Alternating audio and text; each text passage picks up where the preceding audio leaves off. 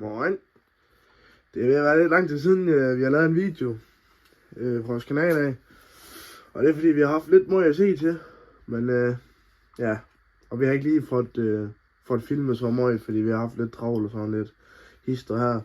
Så, men vi er i gang med den motor her, som jeg tænkte, jeg vil lave lidt på nu her i den video her.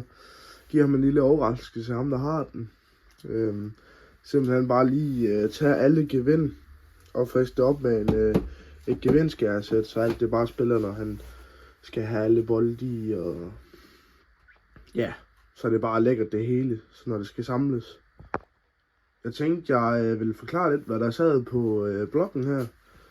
Der sidder en komplet Arox gearing i, og så sidder der 86 kubik TPR. Så har han fået CNC-fræst motoren til krumtappen, og han har fået den flow-optimeret, og alt det der bimler og bamler der. Og så sidder der et MXS-kit på, med store membraner det, der er med i kittet der. Og så sidder der en 32 mm Polini på. Og så har han noget MVT-tænding heromme. Så det spiller bare, det er blevet indstillet og samlet, og så det spiller også bare. Ja, godt så. Så vil jeg egentlig vise, hvordan det er, jeg gør, når det er, jeg skal lave sådan noget. Så tager jeg en VD40, og så selvfølgelig det gevindskæresæt, der passer i.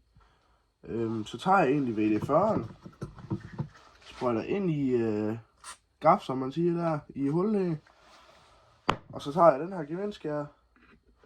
Ja, så er det egentlig så simpelt, og så skærer du det bare op. Og nogle gange så er det heldigt, at det spiller, men så nogle gange så går det lidt stramt her. Så kan du mærke det ligesom, så skærer den ligesom et gevind. Og man skal være meget sikker på, at det er det samme gevind, den her gevindting her, at det er det samme gevind, som sidder i motorblokken, for ellers så bliver det noget værd lort, og så skal du ud og finde nogle andre bolde, og så plejer man bare at køre sådan her. Ja, nu faldt den her selvfølgelig lige af, det var så ikke lige meningen. Men så kører du videre.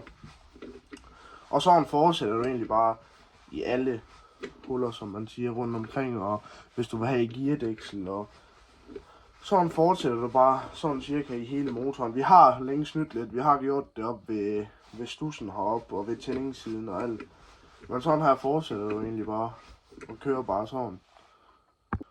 Nu har jeg været hele vejen rundt, og frisket alle op. Så vil jeg lige give dem alle sammen lige lidt VD40, når man lige har frisket dem op. Lige en ekstra gang i alle huller her.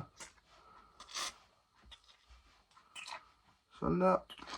Og så hvis jeg har en 6 mm Braco, så kan jeg lige demonstrere, hvor godt de kommer til at gå. Sådan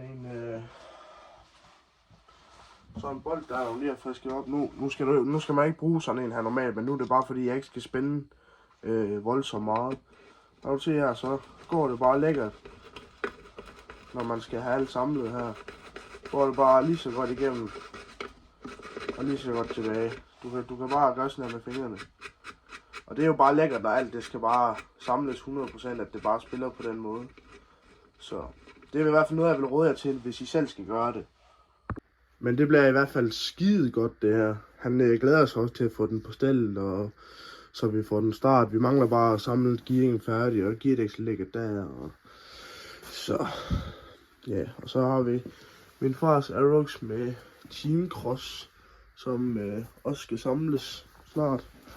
Helt færdig nok, højst sandsynligt. Så det spiller også bare. Den har fået skæret gevind op, og ja, alt det man kan lave.